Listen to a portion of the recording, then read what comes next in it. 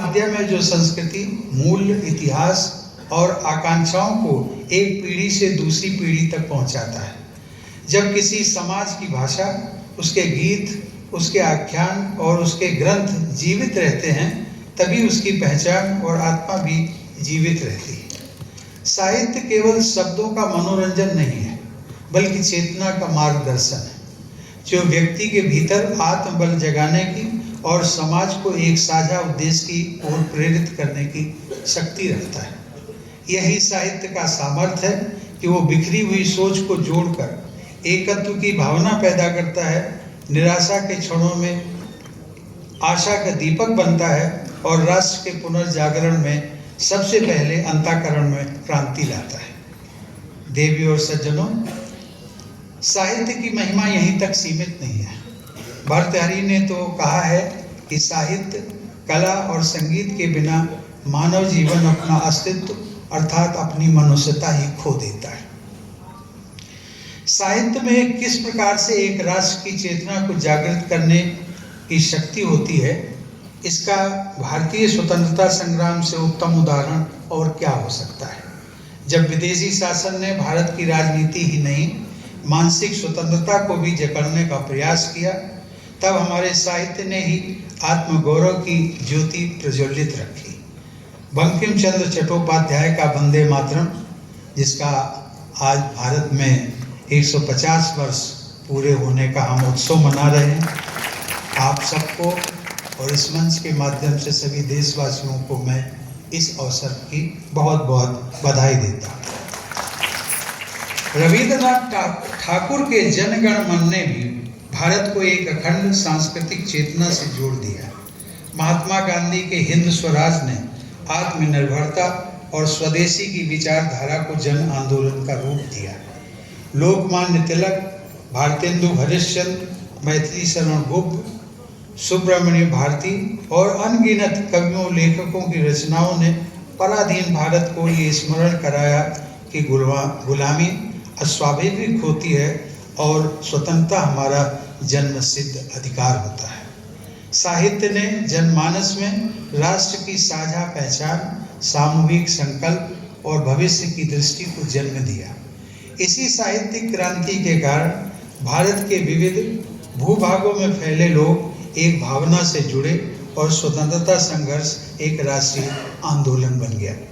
देवी और सज्जनों, आज भारत पुनः अपनी मूल पहचान, अपने स्वत्व, अपनी रचनात्मकता, आध्यात्मिकता और नैतिकता के बल पर वैश्विक मंच पर तेजी से उभर रहा है। आत्मबोध से शक्ति लेकर विकास की एक ऐतिहासिक यात्रा पर अग्रसर है। आज हम सभी 140 करोड़ भारतवासियों ने वर्ष 2047 तक एक विकसित भारत के निर्माण का एक साझा संकल्प लिया है। ऐसे में आज साहित्य को एक मार्गदर्शक की भूमिका फिर से निभानी है।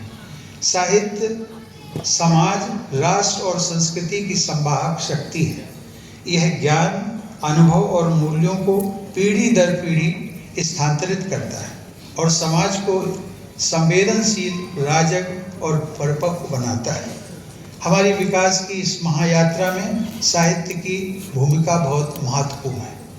जैसा कि स्वाधीनता आंदोलन में साहित्य ने हमारी राष्ट्रीय चेतना को जागृत किया, एकता और स्वतंत्रता की अग्नि जगाई, वैसे ही आज हमें आर्थिक, सांस्कृतिक और बौद्धिक स्वतंत्रता को सुदृढ़ करने के लिए साहित्य की ही आवश्यकता है।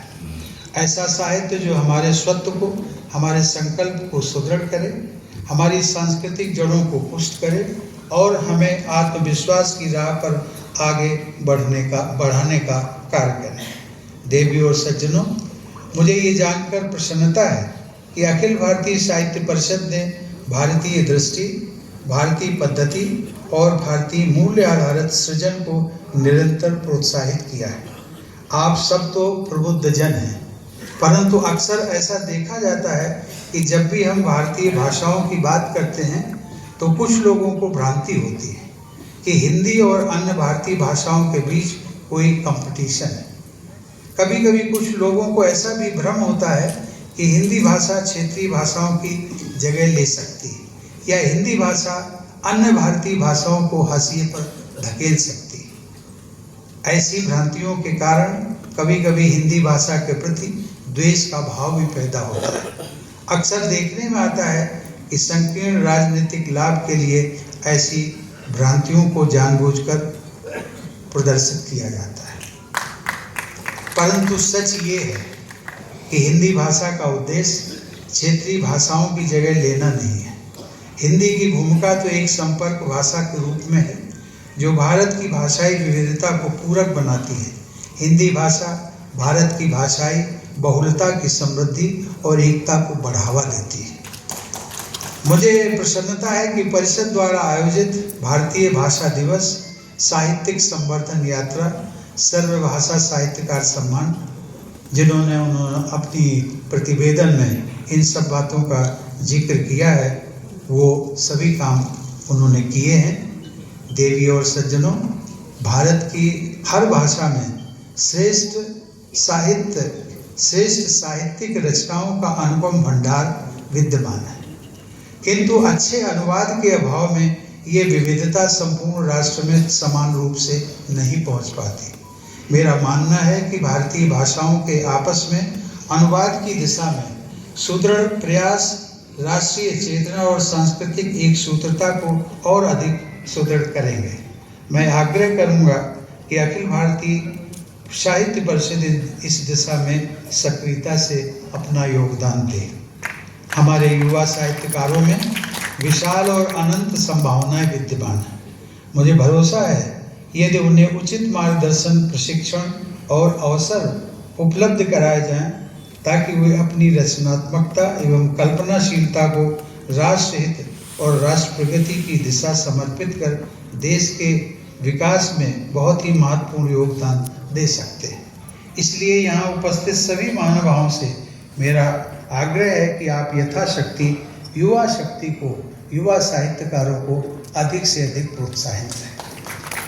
देवी और सज्जनों, मुझे विश्वास है कि अखिल भारतीय साहित्य परिषद आत्मगौरव, राष्ट्रीय चेतना और सनातन जीवन मूल्यों पर आधारित साहित्य का सृजन एवं संवर्धन करते हुए आत्मबोध से विश्वबोध की यात्रा को और प्रखरता के साथ संचालित करती रहेगी। इन्हीं मंगल कामनाओं के साथ इस अधिवेशन के सफल एवं प्रभावी आयोजन हेतु परिषद एवं सभी साहित्यकारों को मैं हार्दिक बधाई और शुभकामनाएं देता हूं। धन्यवाद। जय हिंद।